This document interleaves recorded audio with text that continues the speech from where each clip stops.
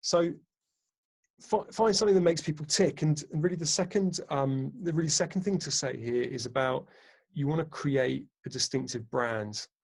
And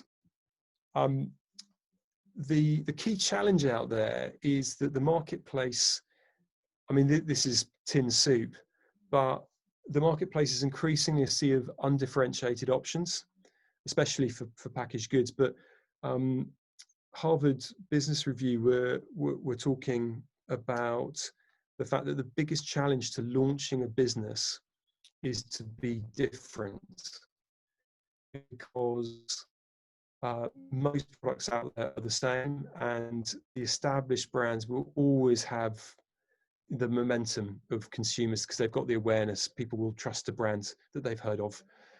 So really finding a way, if you're launching a product tomorrow, the greatest indicator of success is the fact that it's going to be different to what else is out there.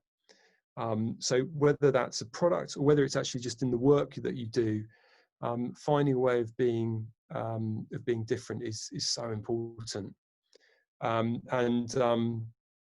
There's a guy, he was an advertising guy, but he's set up an agency that was very successful, Pat Fallon, and he just said, we spend a lot of time worrying about the competition when the real enemy is sameness. So if there's anything for any of you guys who are thinking about starting your own business, especially thinking about what you can do that's different, and you don't just become the same as everything else out there.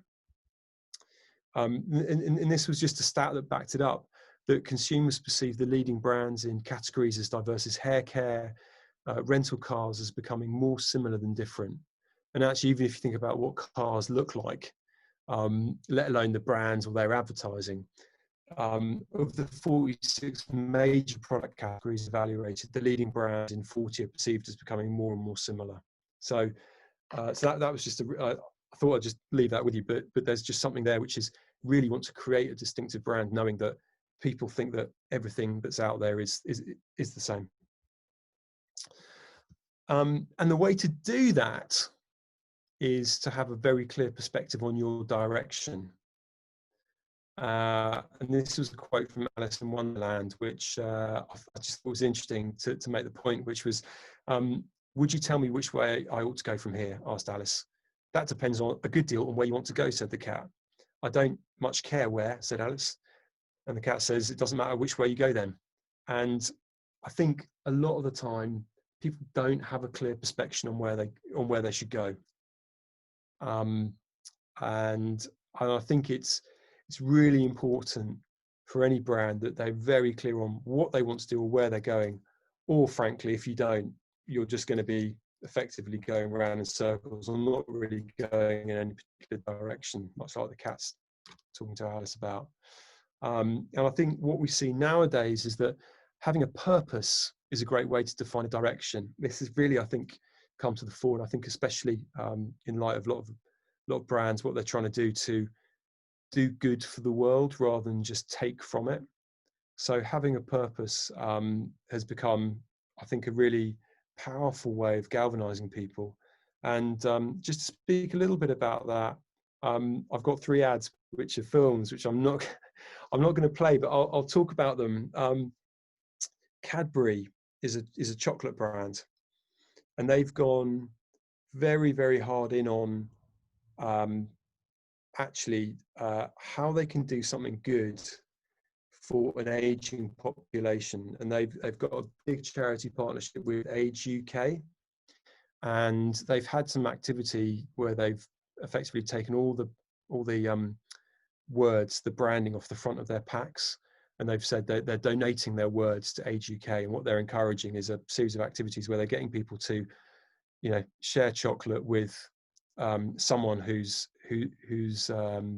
I don't know the best way of saying it, but probably an older person, basically someone who's in maybe their 70s, 80s or 90s, because there's a terrible statistic that 1 in 3 people over the age of 80 don't have someone that they can speak to on a weekly basis.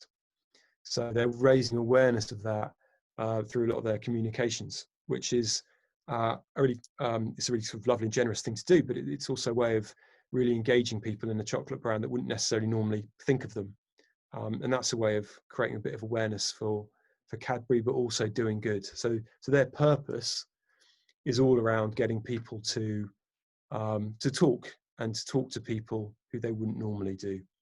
And that's their way of, I suppose it loosely comes back to spreading a bit of joy, which is what chocolate is all about.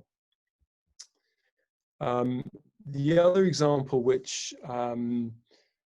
put in a little video, you can't see it, but I'll share it with you, is for Nike. And their purpose is about making anyone with a body can be an athlete. And they've done a lot of work around that and celebrating people. In this case, it was about finding your greatness. The fact that anybody, whoever you are, can find your greatness. And they've done some amazing work over the years. But they've done some very, very powerful work, which is guided by this thought, which is that everybody can join in, and everyone can find their way to be an athlete, no matter their body.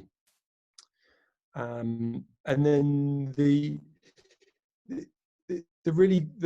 point about that is that it forces us to understand how the brand is going to play a real and valuable role in people's lives. And I think that that's become increasingly important to people. And I guess question for you guys, whether that resonates or not with you. But I think more and more brands need to show that they can actually contribute to society and contribute to people's lives rather than just talk at them. Because the brands that tend to just, push a message out there tends to be the ones that we'll just ignore and won't have any feeling of warmth or relationship with. And really for brands, that's really what they're trying to do. They're trying to engage people, trying to make themselves salient in people's minds, make people aware of them, so that they will have a greater chance of people wanting to buy them.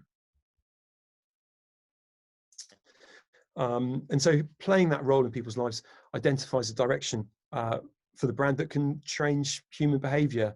And that's really just a way of saying, we'll make people want to go and select that brand, or pick it up on a shelf, or choose that brand of laundry detergent over another, or that brand of soft drink over another one.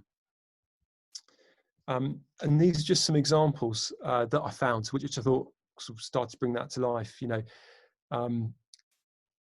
Sky have a purpose which is about giving people better entertainment. I've said creative articulation, that's just an end line, or it might be an idea that they use, which is believe in better. That's the bit that you'll see, but the purpose they have is give people a better entertainment. The car brand BMW, they talk about having a pursuit of automotive perfection, and they'll have a tagline, the ultimate driving experience. Dove, the beauty brand, make every woman see how beautiful she is. They have their campaign for real beauty. And as I said, Nike's going down the list to make every person an athlete. And their line is just do it. So you can, that just helps. And I think really one of the things I suppose which I'm trying to bring to life here is that the brand purpose might be internal. You may never see that as a consumer. You see the creative articulation, but that brand purpose, if it's to make every person an athlete, you can suddenly start to think, okay, if that's my challenge, what would I do if I was trying to launch a new trainer?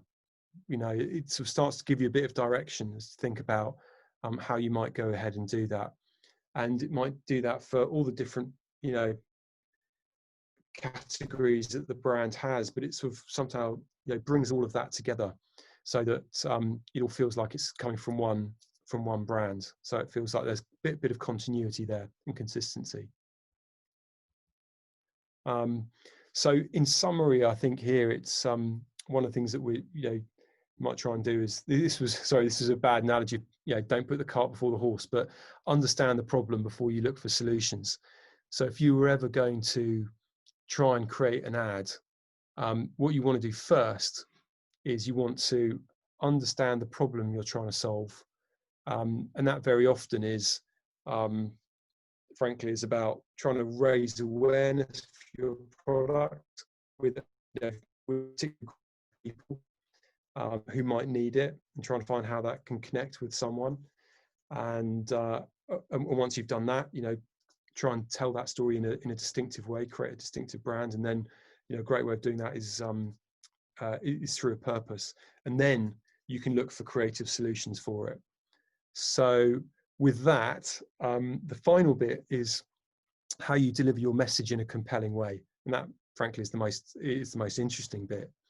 And so people talk about this, a three-stage process in advertising and marketing, which is the strategy, which is really what we've just been talking about, having the purpose and understanding the challenges of making a brand feel different, coming up with an idea, and then the execution. And I just got a couple of examples of this, which I thought were really interesting.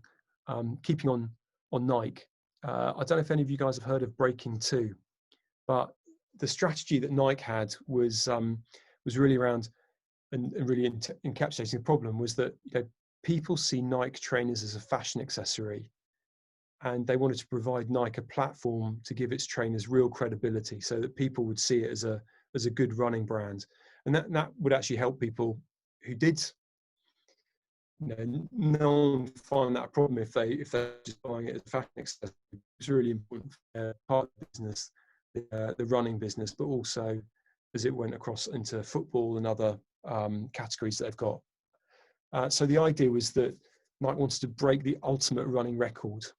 And the execution here was that they wanted to bring the best runners in the world together, and their best trainers and their best coaches, to try and break a 2-hour marathon. And they made a whole series of activity around it. But it was a really powerful thing that they did, more of a PR story than necessarily an ad campaign, but a very powerful aspiration that they had to show people that they were a real credible running shoe rather than just a fashion accessory. The other example, it's completely different for Booking.com. This is something which is very new. It's just being rolled out at the moment. But Booking.com had I'd call it a purpose, but we could call it a strategy. But Booking.com wants to help everyone experience the world. So regardless of your budget, whether you've got a small budget and you want to stay in hostels, or a massive budget and you want to stay in big swanky hotels, whether you want to go off the beaten path, whether you want to go to cities for a city break, they want to make sure that everybody, wherever they are, can help experience the world, because they believe that travel's a wonderful experience. And there was an insight here, actually. This was a consumer insight that brought to life the idea, which is that 1 in 3 members of the LGBTQ plus community fear judgment from hotel staff. And in particular, that was when they checked in. So it might be a guy and his boyfriend go to check into a hotel, and the staff may say, "Do you want twin beds?" And the guy's like, "Well, actually, we were looking for a romantic weekend away." Not really, but they felt staff, and that may be at the light touch. It might be from people misunderstanding, or it might be actually some quite aggressive prejudice. So Booking.com wanted to launch a new filter.